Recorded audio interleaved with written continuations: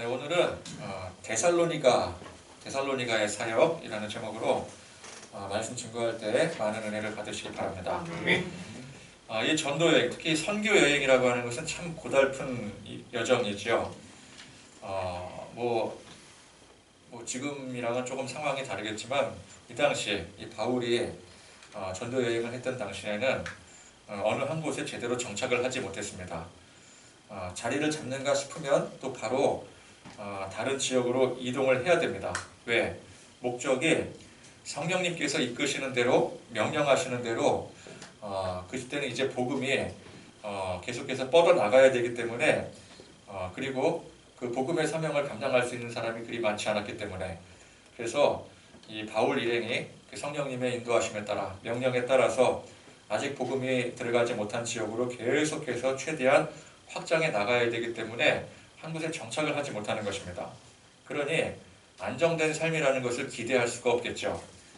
여러분, 이사 많이 다녀보신 분들은 그런 말씀하지 않으십니까? 하도 이사를 다니다 보니까 아예 나중에는 짐도 안 푼 채 그대로 또 이사를 또 한다. 뭐 그런 정말 이게 이사를 많이 다녀보신 분들은 공감을 할 거예요. 그죠? 하도 이사를 다니니까 뭐 짐을 풀 새도 없어요. 어느 짐들은 그대로 있다가 또 그대로 박스채로 또 이사하게 되고, 안정되기가 힘들죠. 그렇게 이사를 많이 다니게 되면은. 바울이나 바나바나 실라나 또 그렇기 때문에 제대로 된 가정을 꾸릴 수도 없고, 가정이 있더라도 돌볼 수가 없는 그런 현실이었습니다. 가족을 다 데리고 다닐 수가 없는 것이죠. 그러니까 자기 삶을 다 포기하고 오로지 성령님이 이끄시는 대로 이 복음의 사명을 위해서 희생하고 헌신해야 되는 것입니다.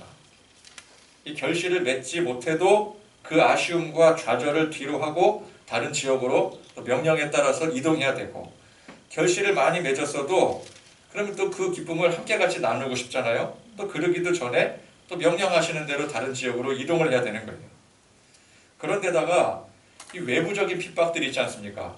새로운 지역에 들어가게 되면은 그 낯선 환경에 또 낯선 사람들로 인한 그냥 그 자체가 부담이 되기도 하거니와 그 사람들이 어떻게 반응할지는 아무도 모르는 거예요.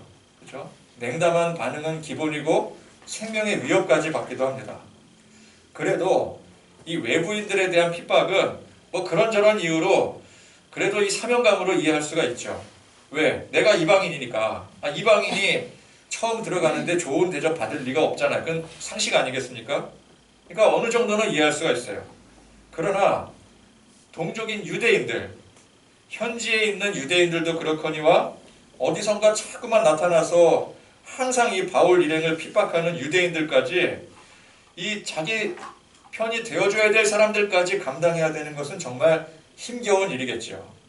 그러니까 이게 우리가 이제 성경 읽으면서 야 대단하다 뭐 그렇게 쉽게 넘어갈 수는 있겠지만, 성령의 은혜가 충만하지 않으면 절대 할 수 없는 일이라는 것입니다.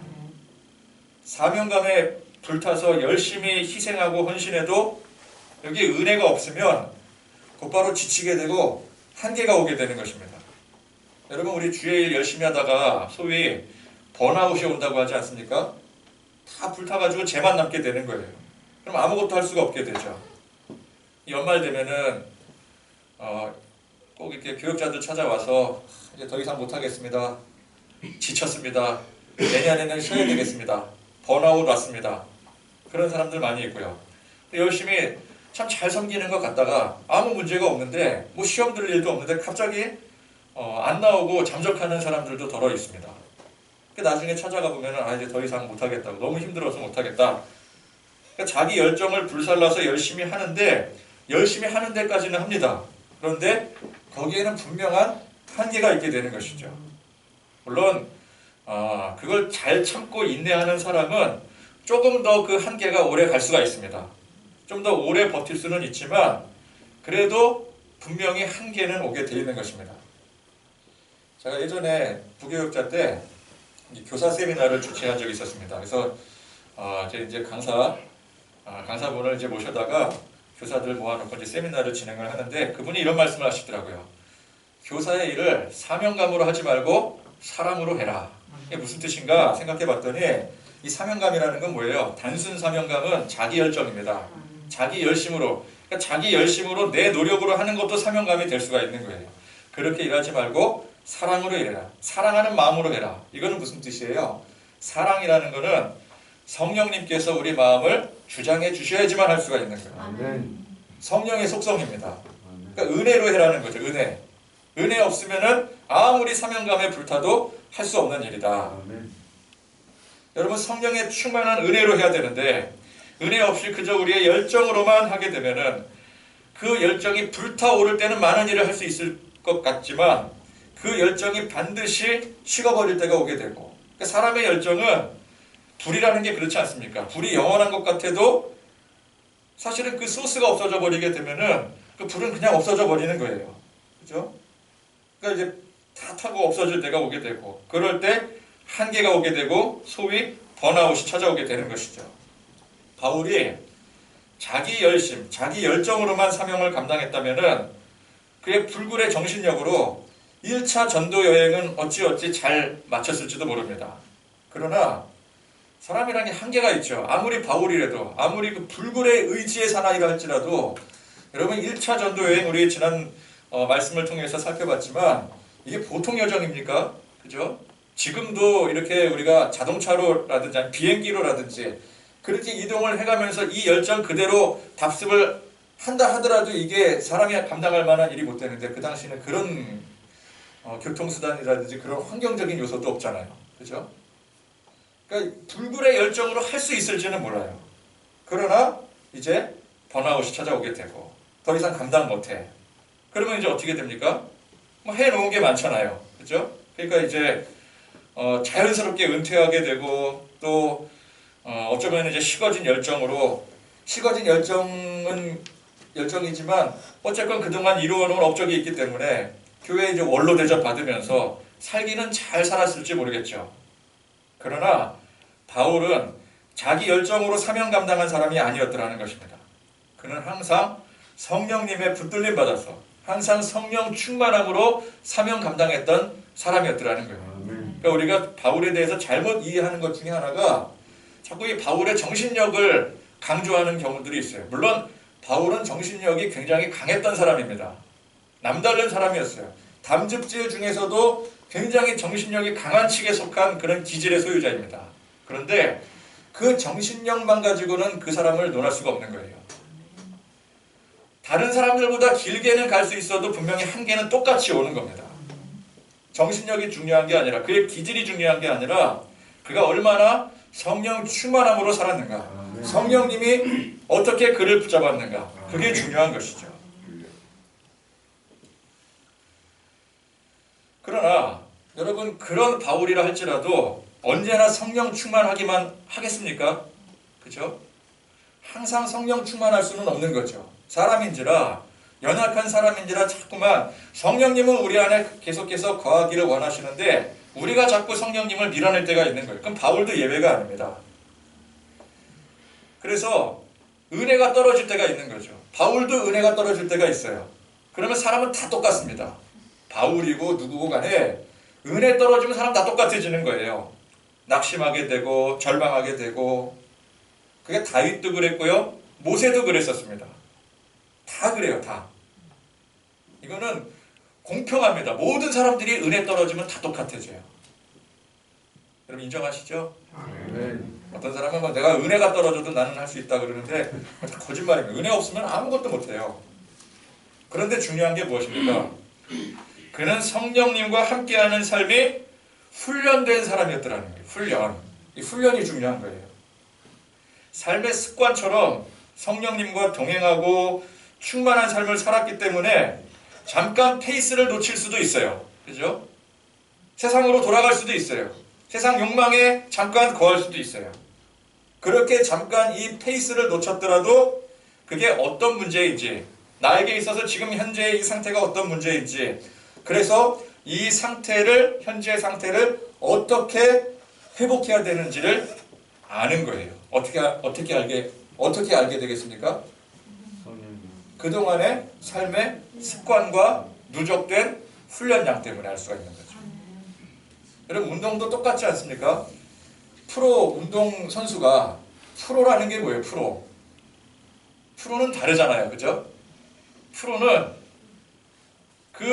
적어도 그 종목의 그 시스템에 완벽하게 적응된 사람들이 프로예요. 프로랑 아마추어는 하늘과 땅 차이입니다. 아무리 뭐 실력이 잘한다 못한다, 이 프로랑 아마추어는 하늘과 땅 차이예요. 그런데 이 프로 선수라 할지라도 항상 다 잘하지는 않아요. 그죠? 반드시 슬럼프가 오게 됩니다. 슬럼프. 근데 그 슬럼프를 어떻게 이겨내나요? 당장 그 슬럼프가 올 때는요, 아무리 프로 선수라도 답이 없어요. 그런데 평소에 그동안 반복된 훈련, 그리고 반복된 그 연습이 축적된 그만큼 그것이 자동으로 나오게 되는 거죠. 그래서 슬럼프를 이겨낼 수가 있는 것입니다. 아마추어의 차이가 무엇입니까? 아마추어는 그 정도가 되지 않기 때문에 잘할 때는 똑같이 잘할 수 있어요. 프로만큼 잘할 수 있어요. 그런데 그게 편차가 오락가락합니다. 자기도 그 기준을 잡지 못해. 왜? 그게 항상 훈련이 돼 있지 않기 때문에. 그래서 어떻게 헤쳐나가야 될지 모르는 거예요. 그게 프로와 아마추어의 차이입니다.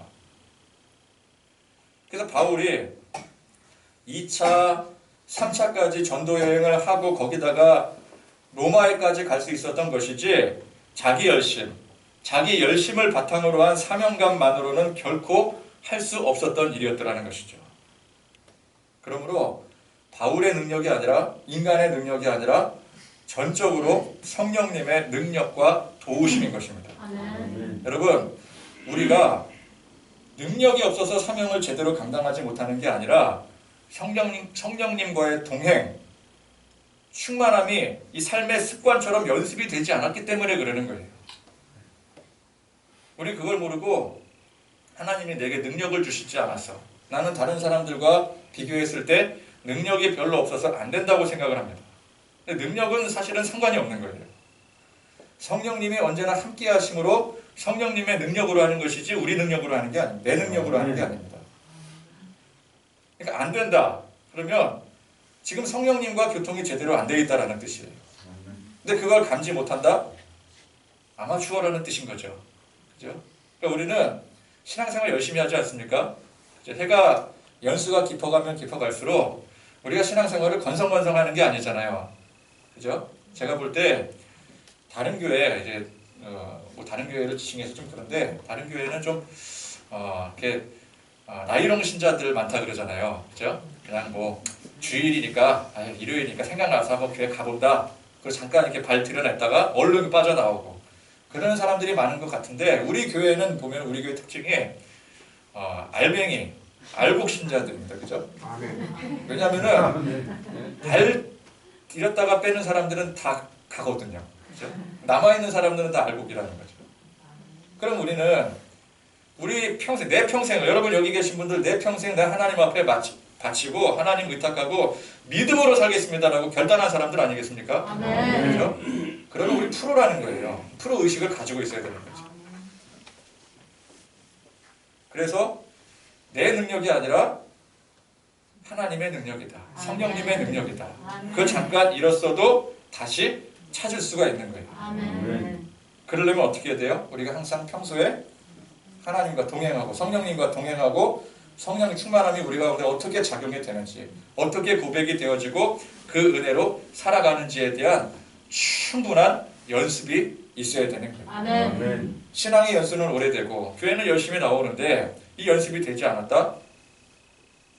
그거는 아무 의미가 없는 거죠.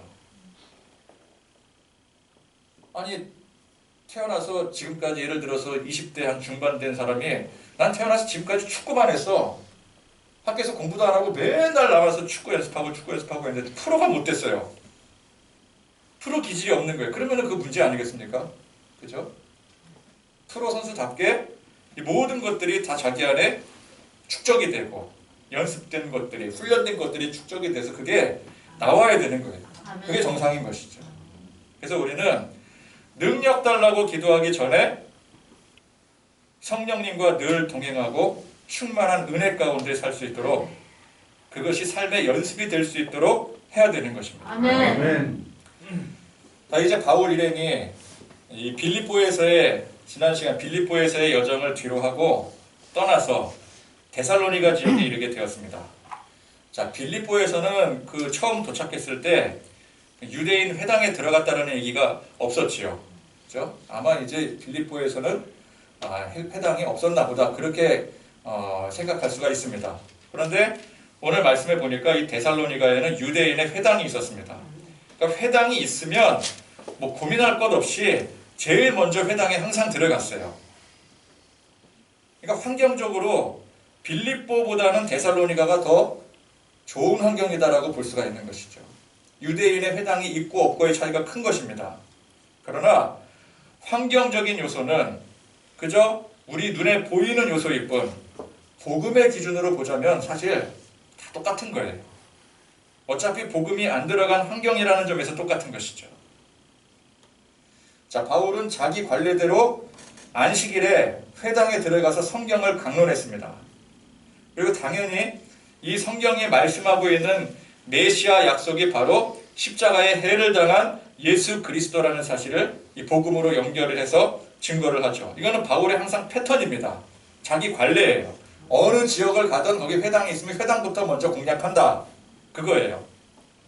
그러면 일단 이 복음의 1차 대상이 누구이겠습니까? 회당에 들어가는데 1차 대상이 누구겠어요? 유대인이죠, 당연히. 유대인의 회당 아니겠습니까? 공동체. 유대인이 항상 이 복음의 1차 목표가 되는 거예요. 유대인이 예배하는 회당에 들어가서 유대인이 읽는, 묵상하는, 낭독하는 이 성경을 가지고 강론을 하게 되니 당연히 유대인들이 먼저 복음의 대상이 되는 것입니다. 그런데 자, 오늘 말씀해 보니까 이 복음을 이제 유대인의 회당에 들어가서 열심히 복음을 전했는데 이 복음을 받은 대상이 경건한 헬라인의 큰 무리와 적지 않은 귀부인들이라고 했어요. 그러니까 정작 유대인들은 그러면 뭐하고 있었느냐? 당연히 받아들였느냐? 그게 아니라 복음을 받아들이기는커녕 시기하고 질투해서 불량배들 동원해, 조폭들 동원해서 바울 일행을 핍박했더라는 것입니다. 그렇습니다. 환경적으로 우리 눈에 보이기에 좀 더 좋아 보여도 그게 그냥 우리 눈에 그렇게 좋아 보이는 것 뿐인 것이지 사실은 하나 좋을 게 없는 거예요. 유대인으로서 복음 전하러 생전 처음 가는 도시에 막연한 두려움을 가지고 들어가지 않겠습니까? 그죠? 그런데 그렇게 생전 처음 가는 도시에 막연한 두려움 가지고 들어갔는데 거기에 유대인의 회당이 있고 없고의 차이는 굉장히 큰 거예요. 자, 빌립보처럼 들어갔는데 회당이 없어. 그러면 심리적으로 굉장히 막연하고 불안해지는 거죠. 나를 도와줄 사람이 없구나. 동족이 없구나. 여러분, 우리 해외 나갈 때도 보면은 LA나 한인들 많은 지역 들어가면은 또 관광지 같은 데도 우리나라 사람들 하도 많이 가니까 그냥 한국말 해도 알아듣는 그런 지역 있잖아요. 그런데 가면은 속이 좀 편합니다. 그죠? 그렇지 않나요? 그런데 한국 사람이라고는 눈 씻고 찾아볼 수 없는 그런 지역에 간다고 생각을 해보세요. 더 겁부터 나는 거죠. 내가 거기서 감당할 수 있을까? 영어 못하는데? 그런 거예요. 빌립보는 이제 그런 심정이 있는 거죠. 근데 데살로니가 같은 데 보면은 들어갔는데 유대인의 회당이 딱 있는 거예요. 유대인 공동체가 있는, 결성이 되어 있는 거죠. 그러면 마음이 일단 반갑고 안심이 되고, 야, 이게 회당이 여기 있다. 전도가 수월하게 될 수 있겠구나. 그런 생각이 당연히 들게 되는 것입니다. 그러나 회당의 유대인들은 복음을 받아들이는커녕 그들을 핍박하더라는 거예요. 오히려 핍박하더라는 것입니다. 그러니까 환경의 이점이 그것이 좋게 작용되기는커녕 오히려 복음에 불리하게 작용되더라는 거예요. 저는 참 이 점이 굉장히 중요한 사항이라고 생각을 합니다. 보통 이제 교회 개척할 때 아니면 교회 이전을 하거나 그럴 때 사람들이 어떻게 생각을 합니까? 유동인구가 제일 많은 밀집된 지역, 뭐 주택가라든지 아파트 단지들, 보통 이제 그런 데를 선호하게 되죠. 무리를 해서라도 들어가게 됩니다. 어떻게 생각을 해요? 사람들 많으니까, 그죠? 인구가 많으니까 복음 전하는데도 훨씬 유리할 것이라고 생각을 해요. 당연히 그렇게 생각을 하고 들어가는 거죠. 근데 그게 누구 생각이라고요? 그게 내 생각이에요. 그게 우리 생각이에요. 세상적인 관점에서는 그게 맞을 것 같아요. 여러분 식당을 하더라도 뭐 사업을 하더라도 뭐 가게를 내더라도 유동인구 굉장히 중요한 거잖아요. 그죠? 그 지리적인 요건이 굉장히 중요하잖아요. 근데 우리 생각엔 그럴 것 같은데 그건 우리 생각이라는 거예요. 세상적인 관점이라는 거예요. 이 복음의 관점은 전혀 다르더라는 것입니다. 자, 복음의 관점에서 여러분 잘 생각하셔야 될 게 세상은 복음의 적입니다. 원수예요. 그냥 세상 사업의 관점에서 봤을 때는 적이라고 볼 수가 없어요. 그죠? 적이면 어떻게 장사를 해요? 어떻게 돈을 벌어요? 근데 복음의 관점에서 보면 세상은 우리의 원수입니다. 복음의 원수예요. 사람 많은 곳에 교회에 들어가게 되면은 복음적인 관점에서 봤을 때 더 많은 핍박과 고난을 당하면 당했지 결코 환대를 받거나 그것 때문에 전도가 더 잘 되는 게 아니라는 것이죠. 이게 복음의 원리예요. 주변에 아파트가 들어서고 또 주택들이 이렇게 많이 생기게 되니까 야, 이제 전도가 잘 되겠구나. 교회가 금방 부흥하겠구나. 라는 기대감은 일찌감치 저버려야 됩니다. 우리도 그렇잖아요. 우리도 여기 처음 들어왔을 때 코하루가 있던 게 아니었잖아요. 코하루 나중에 생겼잖아요. 막 코하루 생길 때 얼마나 다들 막 마음이 부풀고 그죠? 기대가 되고. 근데 그런 기대감은 버려야 돼요. 복음 전하는 데 있어서. 그런 기대를 할 게 아니라 헛된 기대를 할 게 아니라 그냥 우리의 주어진 환경에서 주님의 명령에 따라 열심히 복음 전할 생각을 해야 되는 거예요. 아멘. 환경 탓할 게 아니라 환경 생각할 게 아니라 그러니까 환경은 볼 게 못 돼요. 여러분 성령님의 역사는 우리가 생각하고 계획한 것과 전혀 다릅니다. 유대인 회당에 들어가서 열심히 복음 전했는데 정작 복음을 받아들인 사람은 그들이 기대도 하지 않았던 이방인들이었고 정작 유대인들은 그들을 핍박하더라는 거죠. 현실이 그래요. 제가 예전에 부교육자로 사역했던 일산에 있던 교회가 원래는 이제 장항동, 그때는 이제 시골이었어요. 장항동이 시골에 있던 교회, 시골에 번듯하게 교회가 있었는데 그 교회를 이제 다 팔고 신도시 아파트 단지로 이제 이전을 했습니다. 그 교회가 신도시로 나가야 이제 전도가 된다. 여기 이제 아직 농가 밭과 뭐 사람들도 유동인구도 없고 그러는데 바로 옆에 그냥 신도시가 생겨버렸으니 신도시로 이전을 하자. 그래서 무리를 해서라도 그렇게 이제 상가 건물로 들어갔습니다. 그렇게 몇 년을 거기서 이제 교회가 있었는데 그 몇 년 있는 동안 그 아파트 단지에서 교회 나오는 사람 단 한 사람도 없었어요. 단 한 사람도. 나중에는 목사님 내외가 거기 들어가서 사셨는데 목사님 내외를 빼놓고는 그 아파트 단지에 교회 나오시는 분이 하나도 없는 거예요. 열심히 전도했습니다. 복음 전했어요. 성령님이 아예 안 보내주시는 게 아니라 사람들을 보내주셔요. 전도의 결실을 맺게 해주세요. 근데 다 다른 데 사는 사람들이에요. 그쪽이 마두였었는데 전혀 다른 쪽에 막 중산 이런 데서 다 사람들이 오는 거예요. 저기 파주에 교화에서 오고. 그래서 우리는 괜히 우리끼리 예측하고 뭐 계획 세우고 잘 될 거다, 당연히 된다. 그러다가 이게 당연히 된다, 잘 될 거다. 그러다가 안 되면 어떻게 돼요? 실족하죠. 시험 들죠. 그러지 말고 애초에 성령님께 그냥 다 맡겨버려야 되는 거예요. 우리 교회도 우리가 예측했던 사람들로 가득 차서 부흥했을 것 같은데 아니잖아요. 그렇죠? 성령님은 우리 생각과는 전혀 다르게 인도하시더라는 것입니다. 아멘. 자, 바울 일행이 먼저 복음을 전하기는 유대인 회당에서 유대인들에게 전했지만 전혀 예상 밖으로 헬라인의 큰 무리와 귀부인들이 복음을 받아들였더라는 것입니다. 자, 여기서 몇 가지 예측이 다 빗나가게 되는 거예요. 첫 번째, 유대인에게 전혀 영향을 미치지 못했다는 데서 이 예측 한번 빗나가고요. 또 바로 직전에 빌립보에서는 큰 결실을 맺지는 못했어요. 그죠? 그러면 여기 빌립보도 마찬가지일 것이다 라고 생각하기가 쉬운데 아니 여기 지금 데살로니가 빌립보나 데살로니가나 뭐 그 지역이 그 지역이죠. 빌립보 같은 상황이 발생될 것이다 라고 충분히 예측할 수가 있는 상황인데 데살로니가 들어오니까 여기는 막 이방인들의 큰 무리가 지금 회심했대요. 그죠? 그러니까 이 예측도 두 번째 빗나가게 되고 그리고 일전에 그 1차 전도 여행 때 비시디아 안디옥에서 그 유대인들이 그 지역에 있는 경건한 귀부인들과 그 신의 유력자들을 선동을 해서 바울과 바나바를 핍박했던 전례가 있습니다. 그래서 쫓아냈었어요. 그 지역에서. 그때의 그 뼈저린 경험에 의하면은 헬라인 유력자들이나 귀부인들은 복음을 방해하고 핍박하는 대상으로 여겨지기가 쉬운데 그 경험이 있잖아요. 그죠? 근데 여기는 보니까 반대로 이 사람들이 복음을 먼저 받아들이더라는 거예요.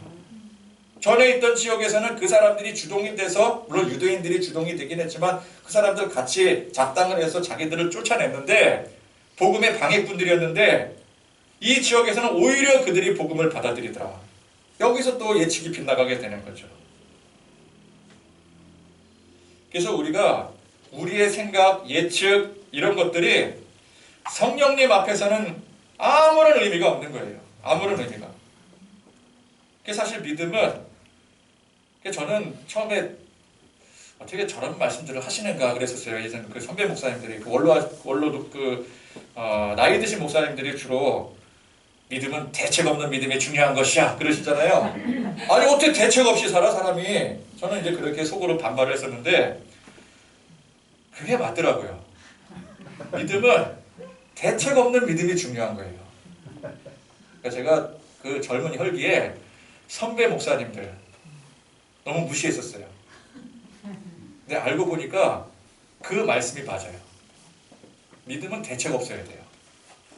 대책이라는 게 뭐예요? 우리 자꾸 뭘 이렇게 생각하고 고민하고 예측하고 머리 굴리고 계획을 세우잖아요. 그런데 가만히 보니까 우리가 막 생각하고 고민하고 예측하고 머리 굴려서 믿으려고 하면은 믿어질 게 하나도 없습니다. 그죠? 다 안 될 일들이에요. 그런데 성령님은 우리가 안 된다고 생각하는 일들을 되게 만드실 수 있는 분이에요.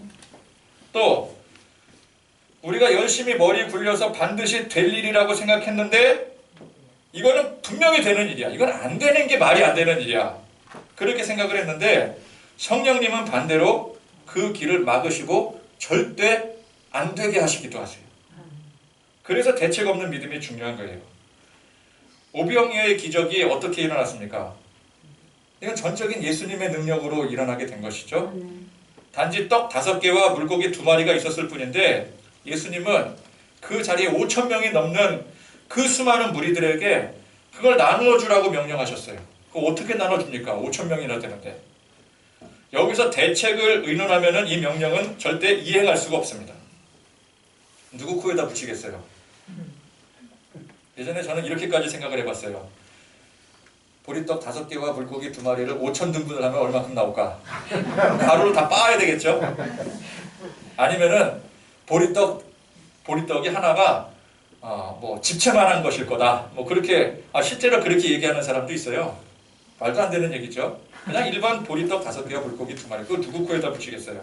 대책을 의논하자면은 그거 가지고 나눠주면 안 되고 그거는 그냥 알아서 그 꼬마가 먹으라 그러면 되고 야. 저기 준 거는 고마운데 이거 가지고 누구 코에 붙이면 너 그냥 먹어라. 저희 와서 이제 가서 혼자 먹고 귀찮게 하지 말아라. 그리고 보내고 먹을 거 어디선가 사와야 되잖아요. 그죠? 사오든가 아니면 누구한테 후원을 받든가 그래야 되지. 이것 가지고는 아무것도 안 되는 거예요. 대책으로는 이 떡 5개와 물고기 2마리를 나눠줄 수 없지만 대책 없이 그냥 생각이 없이 해야지만 그 예수님의 말씀에 순종할 수가 있는 거죠. 성경의 수많은 이적들, 하나님의 섭리들이 언제 우리 인간의 대책으로 된 일이 있었습니까? 언제나 어떤 상황에서든 성령 하나님을 온전히 믿는 믿음으로 되는 거예요. 이 대책이 없다라는 뜻이 뭐예요? 다른 대안이 없다라는 뜻이죠. 다른 대안이 없어요. 그러므로 오직 성령님만이 우리의 대안이 되신다. 이게 대책이 없다라는 뜻이에요. 언제나 어떤 상황에서든지 간에 우리 성령 하나님을 온전히 믿고 맡기고 살아가시는 저와 여러분들 되시기를 바랍니다. 자, 정작 유대인들은 이 바울 일행을 핍박했죠. 아마 뭐 일전에 그 예의 그 결사대들 있지 않습니까? 어디를 가든 뭐 우리는 뭐 굶어 죽는 한이 있더라도 바울을 죽이겠다. 이 일을 갈고 쫓아다녔던 그 사람들이 아마 여기 합류했을지도 모를 일이에요. 그리고도 남을 만한 사람들이었죠. 뭐 그런 성경의 내용은 없지만 어쨌건 간에 유대인들이 조폭들까지 동원을 해서 소동을 일으킵니다. 보통 이제 이방 지역에서 바울 일행을 이제 참소를 할 때 뭐라고 죄명을 붙입니까? 소동을 일으키는 자들이라 그러잖아요. 바울 일행 보고. 그러니까 문화적으로 어떤 이제 풍기문란이라든지 뭐 그런 쪽으로 이렇게 죄를 뒤집어 씌우지 않습니까? 그런데 정작 핍박하는 자들이 지금 온 동네에 소동을 일으키고 다니고 있어요. 조폭들 동원해가지고. 그러니까 여러분, 예수를 핍박하는 데는 아무런 논리도 없고 기준도 없고 질서도 없습니다. 교회를 핍박하고 예수 믿는 사람 핍박하는 그런 사람들 한번 보세요. 논리가 있습니까? 여러분, 우리가 논리적으로 핍박당합니까? 교회가 논리적으로 공격당하든가요? 아니죠. 대부분 보면 어거지예요. 생떼 쓰는 거예요. 예수 믿는 사람들 보면은 커뮤니티 같은 데 가보면은 그냥 싸잡아서 욕을 합니다. 근데 엄밀히 보자면 예수 믿는 사람들 중에서 정말 세상에 욕먹을 사람들은 얼마 되지 않아요. 여러분, 우리 교회에 여러분 돌아보세요. 세상에서 욕먹을 사람들이 있습니까? 칭찬 들을 사람들이 있습니까? 아니, 우리가 어딜 가서 욕을 먹어요? 그죠? 어떻게든 좀 잘 해보려고 하는데 도움이 되려고 하고 또 덕이 되려고 하고 열심히 복음도 증거하고 후원도 하고. 여러분 막 길거리 가다가 막 침 찍찍 뱉고 막 쓰레기 버리고 그러십니까? 우리 절대 그런 거 안 해요. 그죠? 근데 사람들은 다 예수 믿는 사람들 다 그런다고 욕을 해요. 그러지 않는데 소동을 일으키기는커녕 교회는 대부분 그 지역 발전을 위해서 큰 이바지를 합니다. 그죠? 교회가 얼마나 큰 일들을 하나요? 큰 교회일수록 사회사업, 복지, 문화, 구제 등등 다방면에 거쳐서 그 어떤 단체도 하지 못할 일들을 감당해내고는 해요. 대부분의 이 기독교인들이 세상을 이롭게 하는데 희생하고 헌신하지 욕먹을 짓 하지 않습니다. 물론 욕먹을 짓 하는 사람들 더러 있지만 그걸 기독교 전체로 싸잡아 욕할 수가 없을 정도로 상당히 많은 기독교인들은 세상을 이롭게 하는데 많은 힘을 쏟고 있다는 게 현실이에요. 근데 사람들은 다 싸잡아서 기독교 타락했다 그러고 기독교인들 다 욕심에 비리에 상종 못할 인간들로 취급을 하지 않습니까? 여기에 논리도 근거도 데이터고 뭐고 아무런 질서가 없어요. 제가 누차 강조드리지만 이게 세상의 속성이라는 것입니다. 악한 마귀가 교회를 핍박하고 우리 믿는 성도들을 핍박하는데 세상을 부추겨서 세상을 통해서 핍박을 하는 거예요. 그러니까 논리가 없죠. 우리는 여기서 한 가지 힌트를 얻어야 됩니다. 악한 마귀는 진리를 핍박하죠. 거짓을 핍박하지 않습니다. 그죠? 그러니까 악한 마귀의 속성을 우리가 정확히 꿰뚫어 볼 줄 알아야 돼요. 거짓이나 비진리는 오히려 환영합니다. 그죠? 진리를 핍박하는 거라고요. 그러니까 악한 마귀가 교회와 성도를 핍박하는 이유는 바로 여기에 참 진리가 있기 때문에 그래요. 말도 안 되는 논리를 가지고 말도 안 되는 이유를 가지고 어거지 부리고 생떼 쓴다? 여기에 진리가 있기 때문에 그래요. 그래서 우리가 세상에 아무 이유 없이 무논리로 핍박을 받는다라고 한다면 여기에 억울해하고 같이 싸우자고 덤빌 게 아니라 우리 이렇게 생각해야 됩니다. 아, 우리가 바른 길로 가긴 하나보다. 그렇게 생각하시면 돼요. 그렇게 더 확신을 가지고 우리 주님의 사명을 위해 나가야 되는 것입니다. 아멘. 여러분, 우리가 열심히 주님의 사명 감당하고 있지만 그러나 때로는 우리 마음이 연약해져서 흔들릴 때가 있어서 내가 가는 이 길이 과연 맞는가, 또 때로는 정말 하나님이 계시는가 의심이 들 때도 있어요. 근데 그럴 때 하나님께서 막 축복해 주셔서 막 안 되던 사업도 잘 되게 해주시고 그러면은 은혜 받을 수도 있겠지만 오히려 반대로 난 그렇게 힘들어 죽겠는데 막 세상이 막 나를 막 핍박하고 그죠? 예수 믿는다는 이유로 막 이유 없이 핍박하고 오히려 또 막 다 안 되고 고난이 생기고 그럴 때 확실해지셔야 되는 거예요. 아멘. 아, 내가 지금 헷갈리고 있었는데 이렇게 핍박당하고 고난당하는 거 보니까 맞는 길로 잘 가고 있었구나. 그렇게 생각하셔야 되는 거예요. 아멘. 하나님이 살아계시는 게 맞구나. 진리가 확실한 거구나. 헷갈리던 것을 오히려 가르쳐 주는 거죠. 아멘. 그러니까 지혜로운 성도는 세상의 핍박과 고난에 대해서 거기서 좌절하고 넘어지는 게 아니라 오히려 믿음의 확신을 가지게 됩니다. 아멘. 그래서 지난 시간 제가 말씀했다시피 교회가, 성도가 세상이 교회를 향해 하는 그 불이익에 대해서 굳이 맞설 필요가 없다라는 거예요. 굳이 맞서 싸울 필요가 없어요. 결사반대 막 시위하고 교회의 어떤 잃어버린 권리를 호소할 게 아니라 이 진실을 꿰뚫어 알게 되면은 오히려 세상을 향해 박수 쳐줄 일이죠. 그렇죠?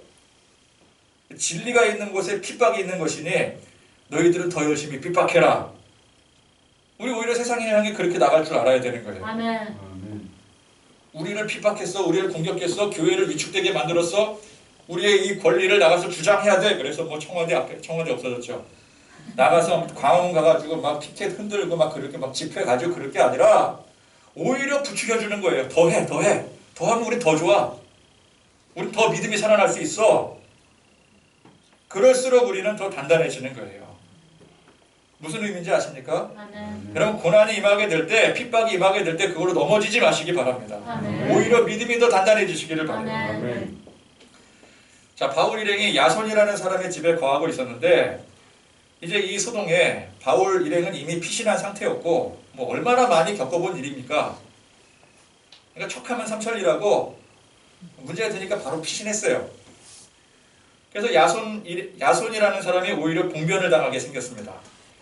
야손과 및 형제들을 무리들이 끌고 읍장들 앞에 가서 소리질러 이르되 천하를 어지럽게 하던 이 사람들이 여기도 이름에 야손이 그들을 맞아들였도다.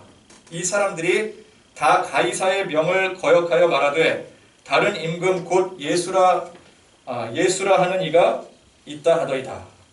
이 적반하장도 이분수죠. 자기들이 지금 이 동네 다 쑤시고 다니면서 조폭들 동원해서 그리고 다니면서 어지럽게 하면서 이 사람들이 천하를 어지럽게 하는 자들이라고. 그리고 명색이 지금 이 사람들이 유대인들이잖아요. 유대인들이 지금 누구 편을 들고 있어요?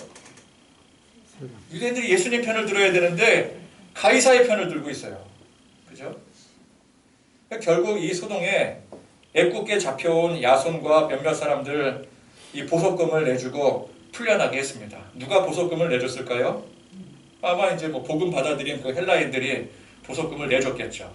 유대인들은 참수하고 헬라인들은 보석금 내주고. 이게 지금 무슨 상황입니까? 어쨌건 바울 일행은 이 소동 속에서 무사히 탈출할 수 있었고요. 또 봉변을 당할 뻔했던 이 야손과 몇몇 사람들도 무사할 수 있었습니다. 자, 이 데살로니가에서는 어쨌건 간에 이런 소동이 있었지만 제법 큰 결실을 이루었어요. 많은 이방인들이 회심을 하는데 여러분, 사실 이 정도 결실을 이루게 되면은 좀 더 그 지역에 같이 지내면서 이들을 잘 케어해야 됩니다. 그죠? 이제 막 복음 듣고 이제 막 일어선 사람들이잖아요. 분위기가 막 일어나는 분위기인데 여기서 당장 떠나가 버리면은 그 분위기가 쉽게 사그러들 수가 있죠.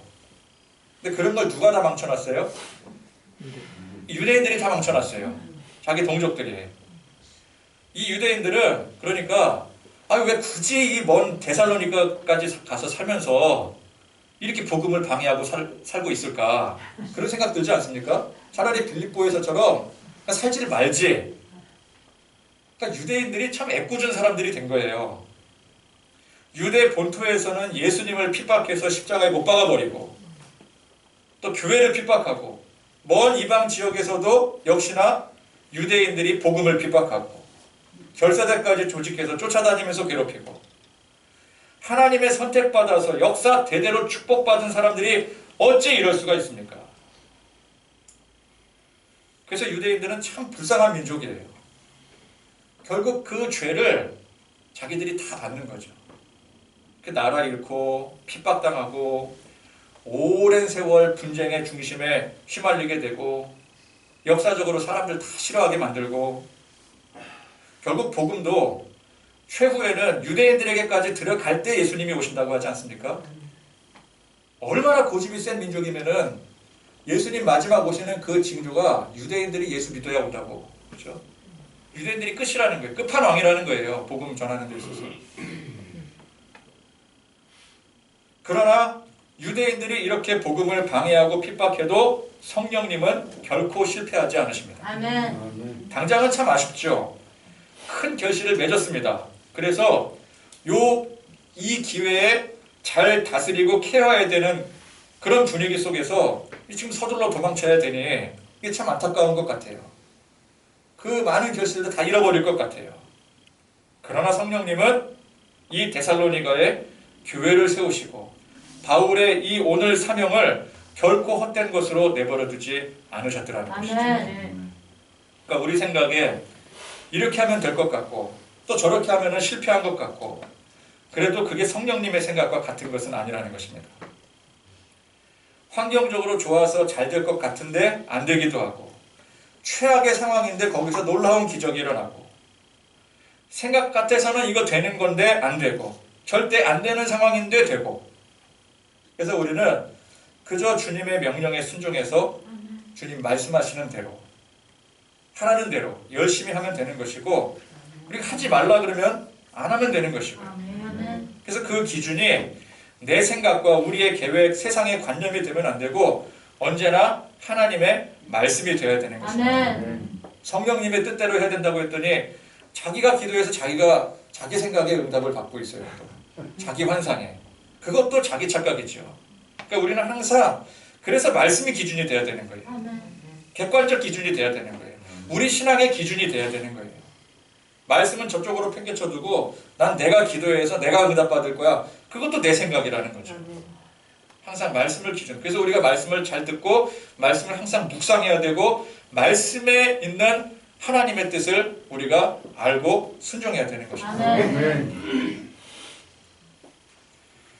그러면 우리 앞에 어떤 고난의 문제가 생겨도 안 풀리는 문제가 생겨도 혼란과 핍박이 임해도 그것이 오히려 성령님이 강하게 역사하신다라는 증거가 되고 우리에게는 되려 기회가 되는 것이죠.